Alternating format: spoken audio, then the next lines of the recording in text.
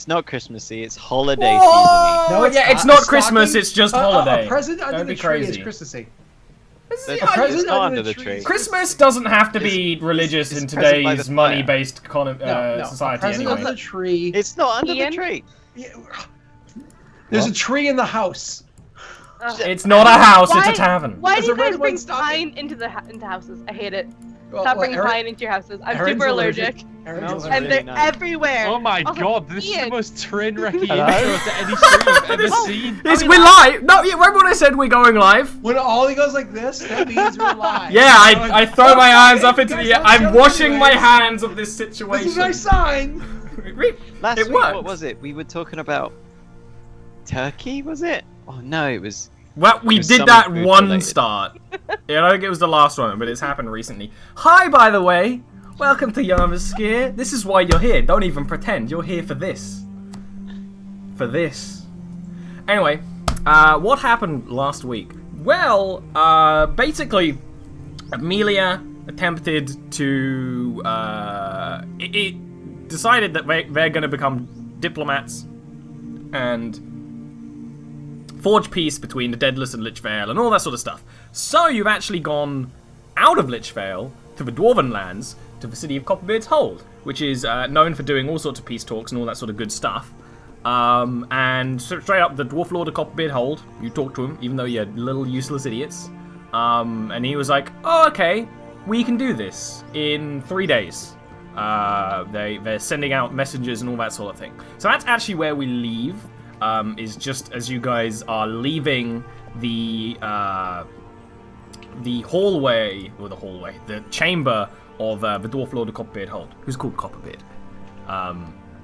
So you're leaving there, and almost immediately, like a long-bearded dwarven lawkeeper sort of like shuffles past you and is like, this way, you'll be staying here until the peace talks.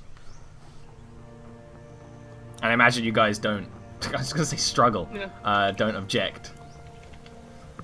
And no, that's fine. Sally's interested in seeing how these people handle diplomacy. So as I said last time, because this is a dwarven city, the palace is mostly underground, but not all of it. You guys actually go above ground. A huge dog problem in the palace. You go above ground, where you actually occasionally see in through windows, but they're not that common. You go up a whole bunch of stairs to an above ground section of this palace that is clearly designed for foreign diplomats, for foreign travelers, all that sort of thing. You literally go upstairs, there's a flat bit of hallway, it's actually curved a little bit, and then there's your door, and outside your door is a guard. He's already there. He actually looks like he just finished like running there. He looks a little out of breath. Dwarf in all the usual Copperbeard armor.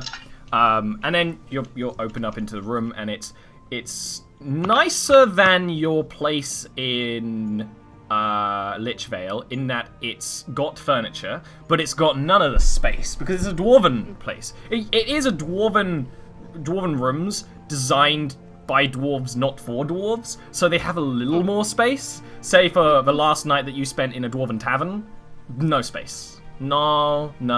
Anyone who has long legs had serious trouble in that tavern. Here, no, you can walk about, but it's still, it's just a little too cramped, and the ceilings are still a little too low, but it's nice or pleasant enough, and you actually do have a window in like your common room.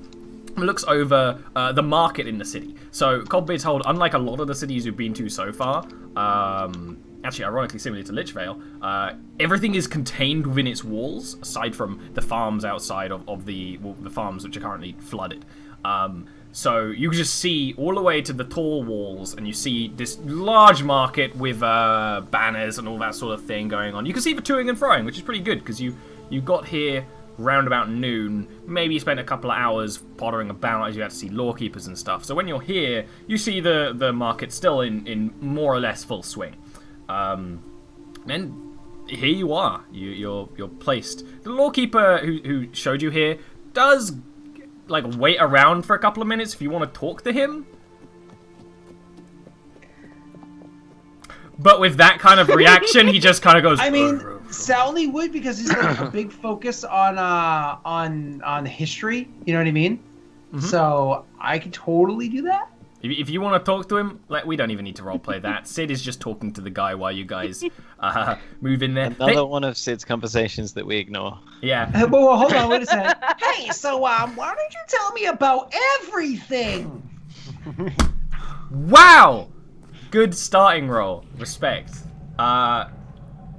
Good. Like, yeah, you have the. He actually like sits down in your common room and has a long conversation with you. This guy isn't actually as old as he looks, but he has a lot of things to talk about. I imagine Somehow, the rest of you. That's where he starts when you're like, tell me everything. He's like, well, I'm only 100 years old. Would you believe it? Older, or so my friends tell me. And then he goes from there. Yeah. You're only 100? You gotta get good. I imagine the rest of you don't stay around for that conversation. Melody probably just wants only to be on because the rest her of own. them don't like, education. That's all. But when Sam starts talking, Vale just wants to leave default, even if it's to him. Education. So another nice thing about this little suite you've been given, actually you don't have a lock on your main door, but each individual bedroom has an internal lock, which is actually better than your place in Lichvale, because you don't have bedrooms. So. Well, I got an entire attic in Lichvale. It's not a bedroom. Yeah, it is. I mean, it is right now, to be fair. My bedroom now. Yeah. That's how it's gonna stay. Yeah. So, do you want to do anything at one point? But this is said to Sid that there will be food brought up. I imagine the rest of you There'll don't be know. food brought up to us. Mm-hmm. You're essentially guests of the king right now. But you can tell this definitely isn't the nicest place they have. You know. I think might wait for food, providing it's not too long, and then perhaps go and explore the city a little bit. Sounds good. So Be Vale's suggestion anyway. I am curious. Where's Gilwyn? Did he come with us, or? Gilwyn never came with you. Last time you left Gilwyn in Lichvale. All right. Perhaps we should send him a letter.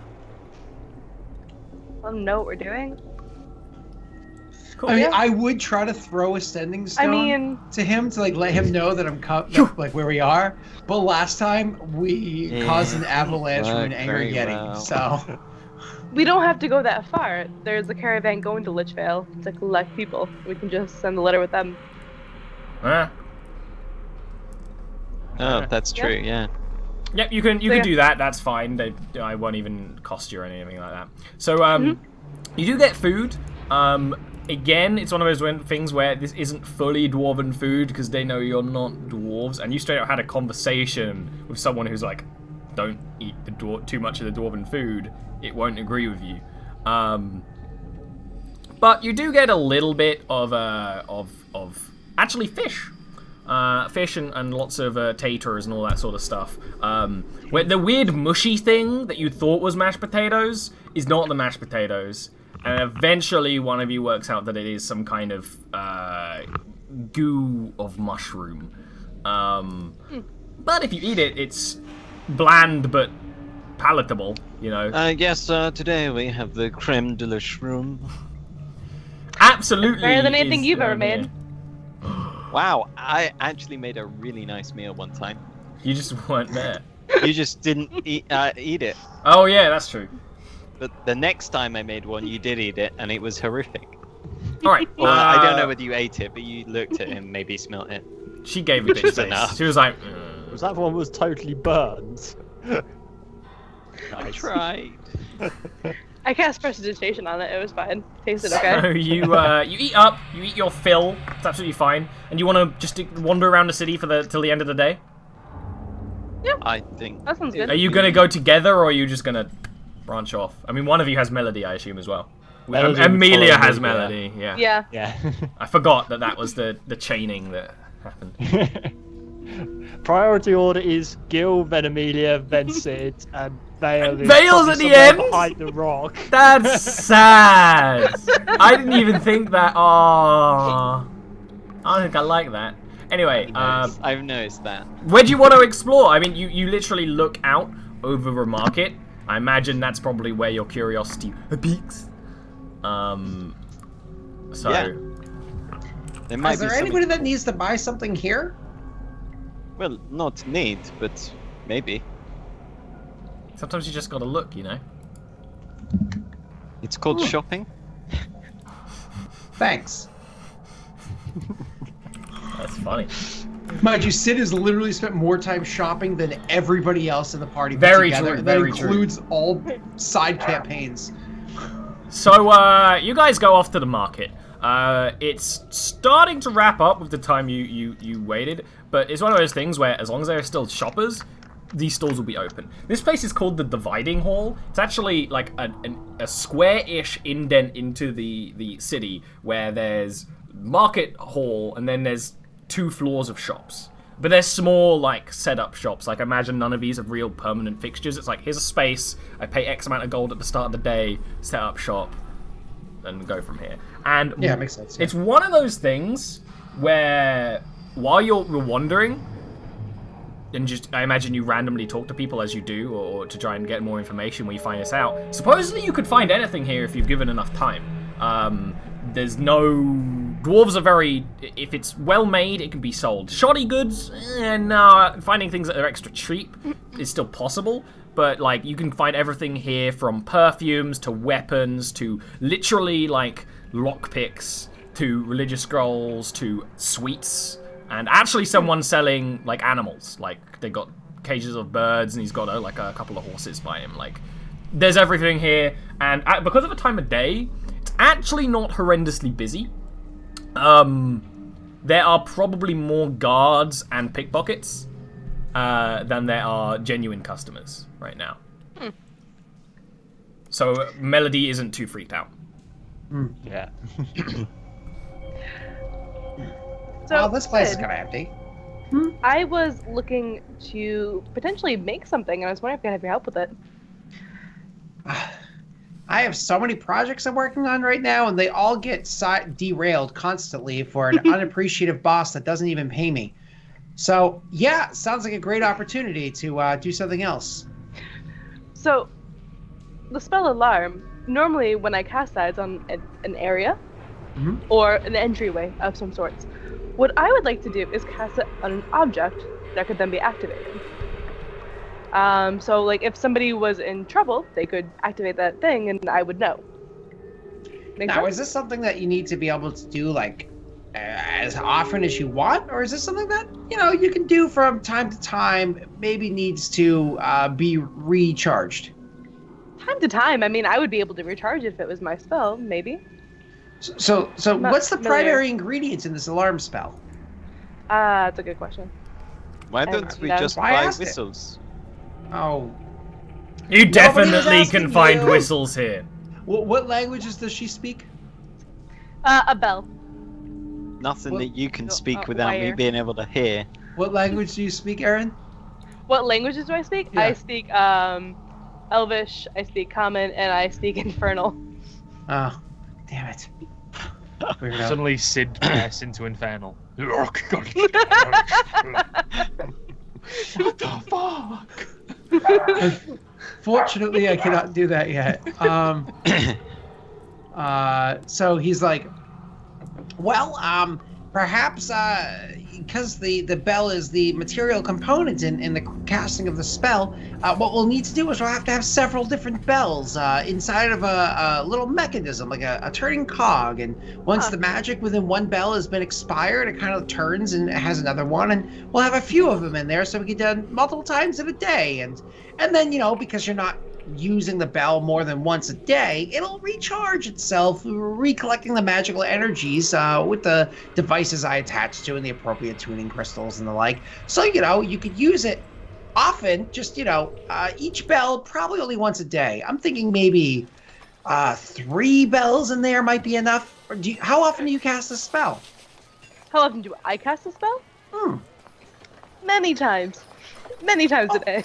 Okay, well, maybe we can make it with like 7 to 11 bells, somewhere in there, but we're not going to be able to properly recharge all of those every day, at least not consistently. We'll probably be random, anywhere between like, say, 1 to 6 of them recharge each day, or if I can't get the appropriate materials, maybe only 1 to 3 charge a day. But, we'll worry about those things once we find out the quality of materials we can get our hands on. You're going to go into so much debt with Tom Nook for this. Anyway. That's absolutely something you can start. It's a joke beyond you.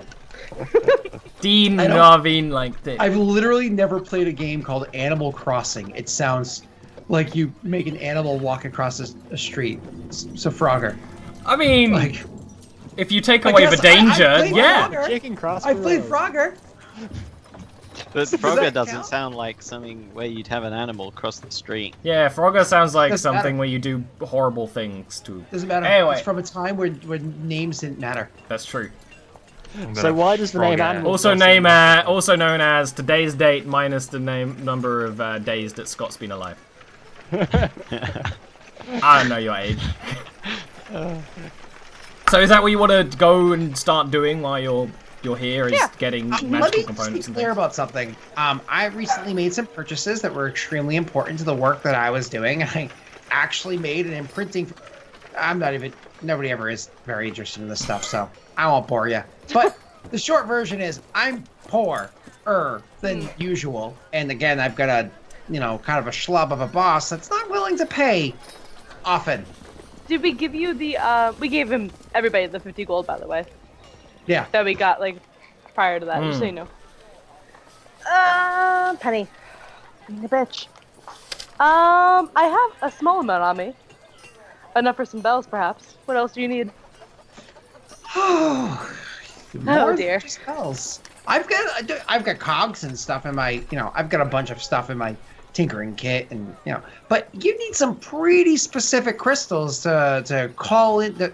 Like, there are magics that flow everywhere in the world, and you need to be able to pull those back. Stuff. I just want to say that I imagine Sid is bundled up right now. Even though it's fucking summer. In a hot dwarven city. He's like, it's too cold! I'm in the sunset of my life. It's always breezy. Yeah. You've been to a restaurant before where an old person walks in and sits near you, and you're just like, fuck. Because it's cold in here. Can you turn down the AC? Lady, it's 79 never happened degrees. here. I've literally never had that once happen to me ever in my life. Ever. I try to not interact with old ladies. Brits are much less of an asshole than Americans. So if an older person has that problem, in fact, if anyone has that problem, you sit there and keep it to yourself, and then perhaps grumble about it later. That's it. Nice. That's what's up. Yeah. My wedding, my grandmother did that, and I was like, "Yo, Grandma, it's because the room is empty. There's supposed to be 87 people in here. It's gonna get hot real quick." Yeah, but can we? No. That's no. funny. We do that, and then. And I was like, okay, we'll do that, Grandma. And I told the people, do not do that. And guess what? In half an hour, everybody was sweating. My grandmother said that if we had our wedding in the wintertime, she would literally die because it would stop her heart. Oh, wow. Well, not completely. Granny Sin ain't missing around. And say God forbid, it was that cold. This person's really feeling it. They would start, but they'd quietly flag over a waiter, and they'd start the sentence by saying sorry. I'm terribly sorry. I don't want to be a bother. Sorry. But can you do this, please? Sorry. Thanks. My wife's grandfather, literally 4 times during a meal, including immediately once it hits the table. I'm sorry. Can you reheat this? Just put it in the microwave. Literally, it'll just get to the table, just came out of the kitchen. 1 bite, put the fork down. I'm sorry, this is cold. 4 times during a meal at a restaurant. I know. They would visit restaurants I would manage, and I'd be like... Is the stream up? So, I actually don't know if the stream's up. It is, yeah. It looks to be, It's yeah. offline on my end, so Although I am about that's 10 good. seconds. I'm 20 literally behind, watching but- you ask if the stream is up. Okay, good. On my dash door just broke down. That's fine. That's best case scenario. Sorry, because you know. Anyway, yeah, you can start buying components and things. Hey, Vale, give me a perception roll. Why are you picking me to be pickpocketed? Because you're not little- shopping. I mean, Which you are means I'm shopping, paying but you're more browsing. attention. You notice a familiar face. In fact, bringing a horse through the bazaar is Gilwyn Ah, Gilwyn. with his warm cloak on stuff on. I'm gonna wander over to Gil then. Gil, you made it. Where have you been? I was just back at the tavern with Humble. Yes. Where? What? What's wrong with Humble? Nothing's wrong with Humble. Well, your face said otherwise. Yes. Well, my face says many things. Yeah, that's true. Where is everybody? You look, you hear Sid, I want to buy 12 bells. Oh, they're over there. Like Sid's to in a the middle, priest. shopping, and Melody is with Amelia. Really? Yes. I didn't know that they were comfortable together. Oh yes, Melody is very fond. Oh, Oh, you got a problem with that? no. Your face says otherwise. Come, let's go get a drink. All right. Do you go to like the nearest tavern? Which it absolutely is. There's absolutely like in one of the tunnels leaving this place, in like one of the archways, just is an entrance to a tavern. You're like, oh. Yeah, I want it to be like a nice little tiny bar. Yeah, Also, it's a small little nook Yeah. nook place that definitely has specialized beers and things. I do need to say that because I'm Dean and I'm talking to Neil, and I always smile when I see Neil's face because that's just a natural response. Gil didn't smile the whole time. I just want to say that because I'll be like the whole time, but that's not actually what Gil's doing. Dean can't control his little happy face. He's adorable. Okay, so he's clearly upset about something. You actually walk into this quiet place, and it's actually really quiet because there's like a couple of tables, a bartender who you kind of look at, and he's like, 2 ales. And one for the horse. And then in a few minutes later comes to you with 3 ales. But there's like the only other people in here are like a trio who are having a conversation with someone who you assume is a bard. It's like a passive-aggressive conversation. It's like clearly they aren't friendly, but they're trying to not be a full-on argument. But that's the only other thing going on in this place, so it's real quiet. So, what did you get up to? Well, we went and spoke to Kasbak once again, and we got a letter from him as well. Then we made our way here, spoke to the lord of this area, Copperbeard. As you might expect from a place called Copperbeard's Hold, clearly isn't that new. Anyway, he agreed to it, and now we are waiting for both the officials to turn up, Kasbak and Lady Builder. And then the talks will begin. I presume we will stay around for some time. I'm not really certain on the plan. Amelia is kind of in charge of this one, I suppose. And then we will have to, I suppose, hunt down Caitlin and find that artifact so Kasbak can help us. I'm glad you eventually brought up something that relates to Forak, because I'm getting a bit sick of all this. Well, we haven't been traveling for too long, no? On the road for a few months, and we already have pretty much a solid lead on Forak. Well, on where we might find out details about him. The only problem is this other problem, which may be a rather large problem when you think about it, as we are both wanted men in Aradia, which is the most likely place that Caitlin is, what with her creepy want to be an elf sort of style. Have we mentioned her name until today? We've not really spoken about her, no. How do you feel about her? She did fairly well by us, I suppose, but she seemed a bit odd. Personally, I look out for your skin first, and she seemed a bit fanatical. She didn't seem to care as much as the others. And the way we were in those cells, she couldn't pull herself together. It was a strange difference to the way we have seen her previously. She snapped, I think. And ironically couldn't handle it, I suppose. No. Not what you'd want from a person swearing an oath, I suppose, but maybe she snapped out of it. She snapped out of being snapped. That's kind of funny. I don't really care about her anymore at all. I just want to get Forex artifact and then just keep going. Gil, once we are done with this Forak business, Yeah. will you be more like your usual self? You know, you are becoming a famous bard. You have a good contract with an investor. Your life is going very well.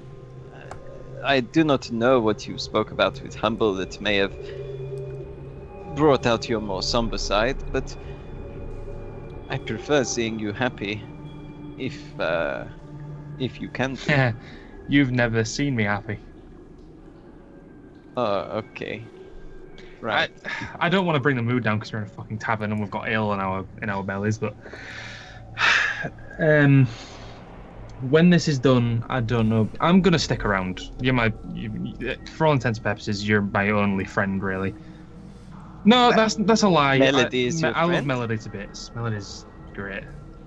The I other feel two, like Melody might also be a bit fanatical and follow you anywhere you lead her. hardly ever. Not like that. Yeah. Can I get another drink, please? Yeah, like, no issue. You just hand over the whatever 2 copper it is to get ale is absolutely I'll fine. pay. Yeah. And I'll just sit looking at the bubbles in the ale. So, what is Amelia doing? Who are you deceiving? I didn't mean to roll that at all. Oh, really? I didn't mean to roll that at all. Really now? She meant to tell you that Nope. she was going to roll that. No, sorry. I'm looking at the map, and I was kind of like absentmindedly like, clicking at it, and I must have clicked something on the character sheet. My mistake.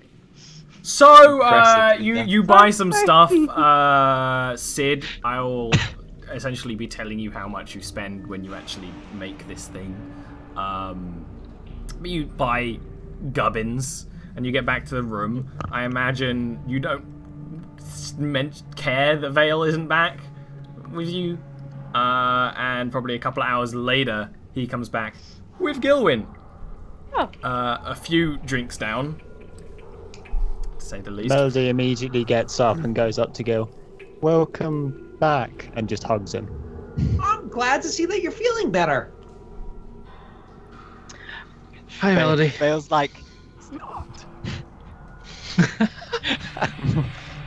Hey, everyone. Yeah, Melody sort of frowns at his frowns. Gil, unhappy? No, I'm fine. Gil's great. He just had to travel all this way without his companions. Of course he's unhappy. Are you kidding me? But listen, I'll tell you this right now. Traveling this whole way without you was not very pleasant. Vale thinks he's witty. He's Traveling not. this whole way with Sid was not very pleasant. He He's turns sick. back and he's like, Sid thinks he's witty. you do realize the only reason why I'm here is your request. It's not a request, it's a contract. Contracts can be broken, boy. Yes, well, I've noticed that from the fact you're working for Amelia at the moment. Oh, I'm sorry. Did you need something else to be done? It's not really work. It's more of a shared project. Yeah, I believe I spent my time shopping, and I'm sorry. What did you need done something? Well, remember we spoke about the chain with the Yeah, blade? yeah, Lol. yeah. Well, the DM hasn't given me the rules for how long that's going to take, how much it's going to cost, and what rolls I have to make. So You haven't asked. If you look in the Vale's gonna reach into his backpack. You see here the Jarviskjir's Player's Guide. oh yeah. We have, Oi, we have, oi. we I want that fourth wall put back up, please. we have the spiked chain. Yeah, which it's costs literally 20 just a gold. weapon you can make. Yeah. But Sid, you don't have blacksmithing, right? I do. Oh, you do. Then yeah, you can literally just make that. In fact, I'm willing to bet there's something I do a really good job. in here. You come home. He my sasses God. you about that. You stay up all night, and then the next morning, done.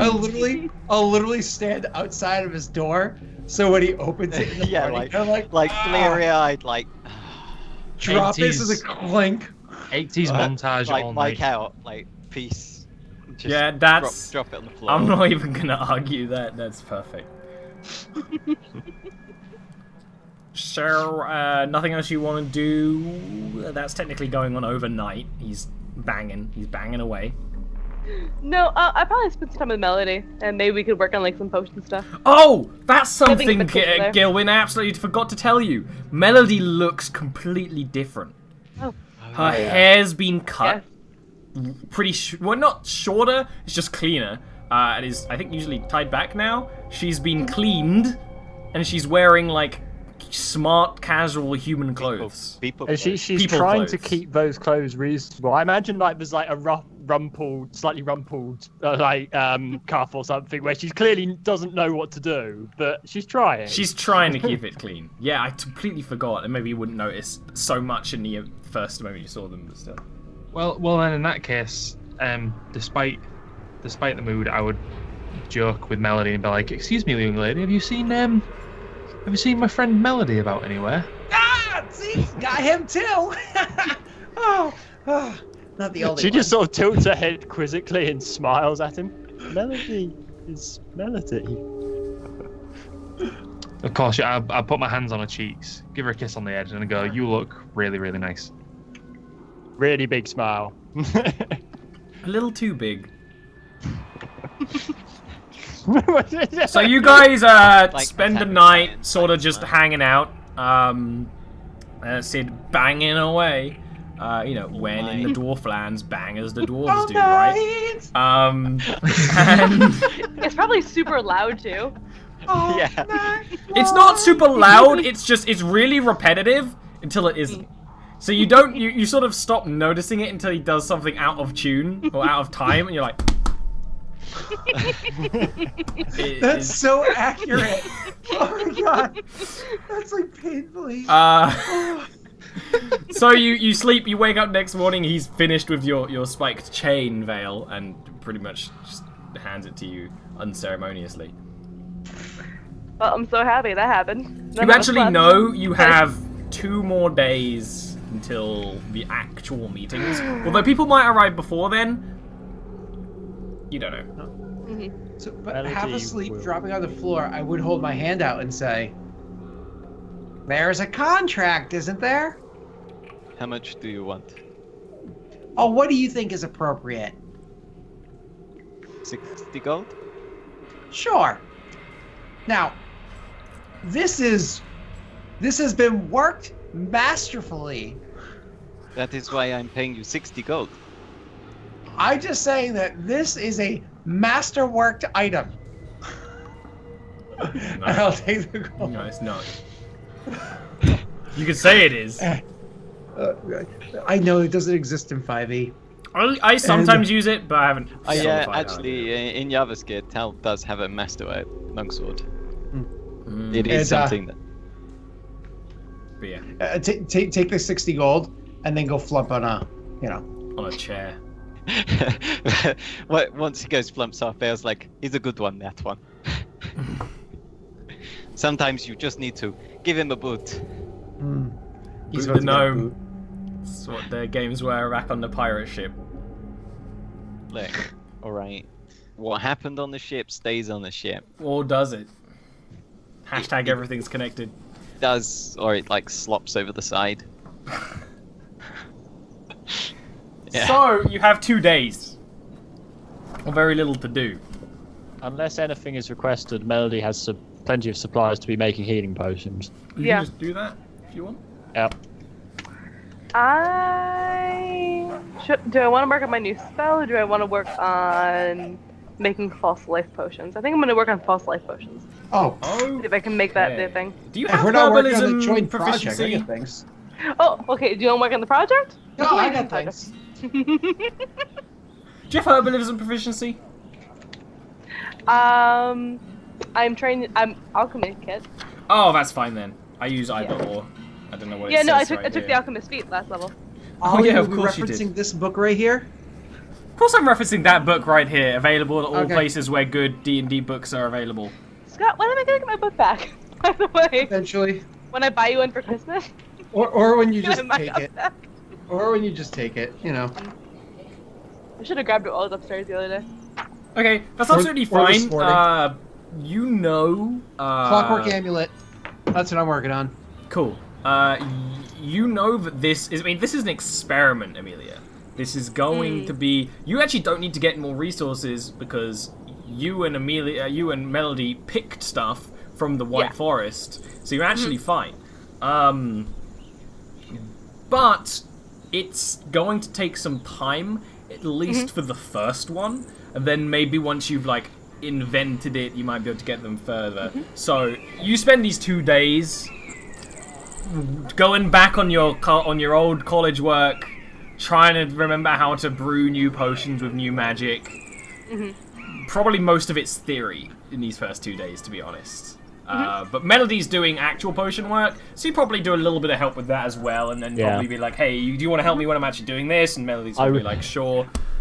Well, I was she's going to say, probably Melody. I imagine the way Melody would do something like this is that Amelia would be like going over the theory or something and testing a couple of things, and Melody would just like point at it and like basically tell her the answer, and Amelia would be like, "How? What? What?" Yeah. And Melody's just- You know, the blue flowers. yeah.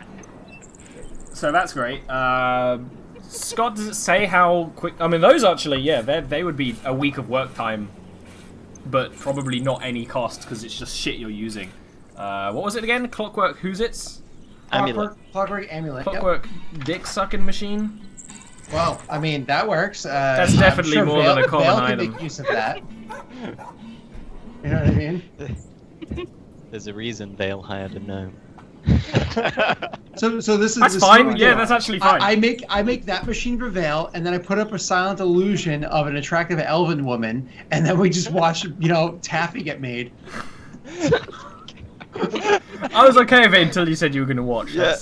Now it's weird. It wasn't weird until then, I just want to point out. Yeah, have you got like a creepy peephole? So, Vale and Gil, what are you two doing? These guys are actually like, I imagine Amelia's Doing like, well, we have 2 productive days to wait to people. And then they just start doing things. And you guys are just... Well, Vale is gonna suggest he doesn't know that. It's up to Gil, but he's gonna suggest he can start teaching Gil how to shoot.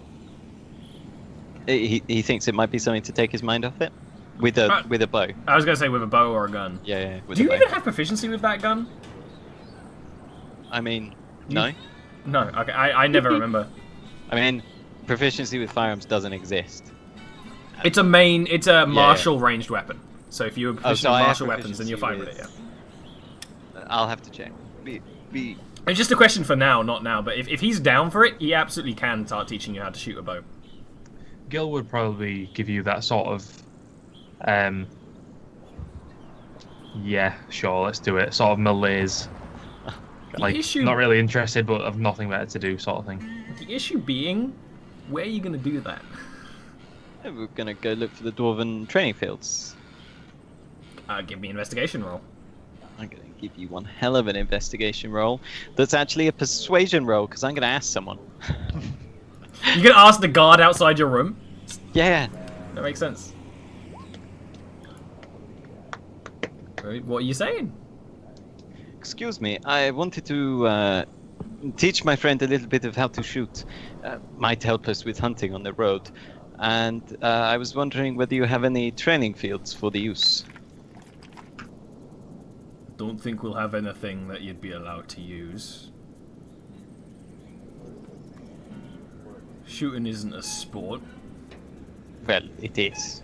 I mean, the entire of Jarviskjir begs to differ, what with there being festivals and whatnot. But never mind, we can just leave the city and do it in a field out there. Feel free. Gil? Yeah. Get some whatever. fresh air, it will be good for you. So you lead. Gil, what's your intelligence score? Just my 14. 14. 2. Yes, you have a +2. So it actually takes 8 weeks to teach him how to learn the short bow or the long bow. You can't do both. We're doing longbow. Longbow. That's what I've got. Okay, so you do the first couple of days of Gilwyn being horrible at this, and also not really trying. It's sort of thing where he like fucks it up and like drops things, and then just sort of stands there for a bit. Oh no! Oh no! Damn it! Like you haven't even you were like Vale was so ready to like give him the bow and start setting up a target. You haven't even needed to set up a target yet. It's fine. It's not come up. It's fine. There's been some heavy breathing scenes where like the sun's starting to set. We're in the golden field, and like Vale's like leaning in close. He's like, lift your elbow up. No, don't hold your arms straight. And he's like, you know, he's inclined. No, He's anyway, mentoring. Yeah, ignoring the fanfic. Alright. What, you do notice, you guys, I assume, actually just basically end up training fairly near the main road, facing the other way. But that means you notice to travel. And this is a dwarven city, and this main road is pretty popular. There's a lot of travel. But you notice, a smell you recognize near the end of the second day.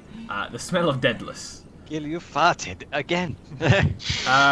You actually realize that coming up the main road to Cockpit's Hold is several horses and a troop. Actually, it's a couple of horses and then a couple of Deadless carrying. You know when they're carrying something on their shoulder and it's a fairly large chest. And then there's like 4 or so just trailing behind. On the horses is Casback and that elf. Let's see. Are they both undead horses, or is only one? They're both no, and one's undead, one's normal. Hey, it's Casback and the friendly elf over there. Oh yes, he was friendly, wasn't he? I suppose we should go and make sure they enter the city without any problem. No, but I was just getting good at a shoot. Yeah, let's go. Well, actually, Gil, you showed surprisingly good form for only a couple of days practice, really. You know, perhaps you have the makings of a natural archer. Once you put a bit more meat on your bones, that is. Are you implying that I am not strong in any sense of the word? I'm implying that you have very long arms, which means that you have an excellent draw range on the longbow, which would make you an excellent archer. However, the longbow, well, they wait at, you know, your maximum draw. Your arms are longer than mine, so, you know, we're talking several hundred pounds. It's quite a lot. And if you were firing for, say, an hour, whew, Yes. you would be very tired. You probably wouldn't be able to do it for that long effectively. Okay. Can we go now? Kind of bored. That's it. Yes. Cool. So you go over. You know that the elf sees you first, but he doesn't like acknowledge your presence. But when Casback sees you, he's on a real horse. But it's not like a war horse or anything either. It's probably like a pack horse. A real horse. And he sort of rides it over to you two, and the group pauses, and it's one of those things where, yeah, they do nearly drop that box. And actually, the elf just starts yelling at them in Elvish when they go to nearly drop that box. And they don't know Elvish, so they're just confused. But Casback just goes over and's like, my friends, you're here. I'm so glad to see you here. This is great fortunes. How have you been, Kaspak? Oh, you know, it's been quiet. The life of a dead man is mostly quiet. How's it been being in a mighty dwarven city like this? Oh, the walls. I can smell the walls. It has been very pleasant. They have been very good to us. We've just been teaching Gil here how to shoot. Oh. Well, maybe Gilwin will maybe learn how to shoot some more magic or something. He kind of like that look is like to Vale. It's like.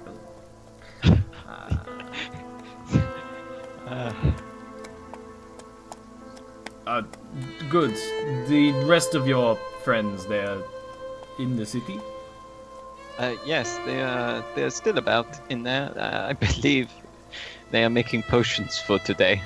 Are the negotiations due to begin tonight or tomorrow morning? I see. I will make sure we are available at any rate. I don't know where you are staying, so it's probably best to speak with the guards. But perhaps we should stay with you for the first few minutes. He kind of looks over to the gate and is like, yes, I think this will be interesting, to say the least. Yep. Come on. Everybody move. And then everybody starts moving. They get the box back up because they put it down. Gil, get ready in case we need to sweet talk anyone or worse, get involved in the fight. Do you really think it'll come to that? God, I hope not. And I don't know whose side we fight on, but let's try and talk them out of it first, eh? So they walk up to some the useful gate. magic, probably. They walk up to the gate, with you guys with them, and Kaspak gets off the horse and goes to the guards. Because the guards, they see undead going up, and you can hear Balliste on the walls, like, being turned and stuff. They see undead approaching, and then he's like, no, I have invitation from your lord. And they look at it, and they're like, all of you. And he's like, as many small entourage. Is that okay? Like, what's in the box? And like one of the dwarfs goes to like walk over, but it's up in the air, and he's like, don't worry about what's in the box. That's of no concern. And then obviously the guard dwarves just like look at each other. Going to need to look in the box, sir. And he kind of again looks at Vale like a, and down. I open up the box. Do you guys look? Yeah. You've got to look, yeah, because it's curious. This isn't perception or anything, because they open it, because these are border patrol guards. They open it fucking wide with no privacy at all. Like other traders are like, are these undead? What is this? But I open it up. It's filled with fairly large orbs that appear to be made of glass, and there's something in them, like a cloud's trapped inside them or something. Plasma. They start talking in Dwarven. Back and In forth. Dwarvish, was that? Oh. Rip. Gil, have you ever seen anything like this? No. And I will reach to my component pouch, rub sort of my ears, and cast comprehend languages Okay. to understand Dwarven. Yeah, you missed like the start of this conversation, but more or less it's Kaspak. Really fucking weird, just rubbing salt on your sleeve. Like, what the? But Kaspak is going like, you see, these are very rare, important items that I could not leave unprotected. I am the protector of my homeland. And the guy's like, the homeland of undead. Yes, in a certain point of view. I couldn't leave them unprotected. I had to bring them with us. What are they? Magical components. They look like they could be fired from catapults. I suppose you could. It hasn't caught my mind. But they're not meant to be. They are purely peaceful magic. No issue. Just something important to me and my people. I couldn't leave it alone with... I mean, you see how they are. They're not as mindful as some people want us to seem. I mean, to be fair, Mr. Guard, you look like you could be fired from a catapult too. That doesn't mean you're dangerous. The guard, like, turns around. Like, Give me a persuasion check. As well. Yeah, exactly. That's the thing that, like, just pauses it all. Give me a fucking persuasion check. I'll allow it. I think it's funny that you insulted the guard. You said more or less. You said you're not very dangerous looking. I don't know though. I think a dwarf would find that funny. At least this dwarf finds that funny. He doesn't like openly laugh because he's a border guard. He just under that. Yeah, there's a. And then he closes the box back up and Kaspak puts a lock back on it. In fact. This seems to be a magical lock, but he does a little bit of spell casting while he's doing it. But you don't really see. He almost intentionally keeps his body in between you and him while he does that.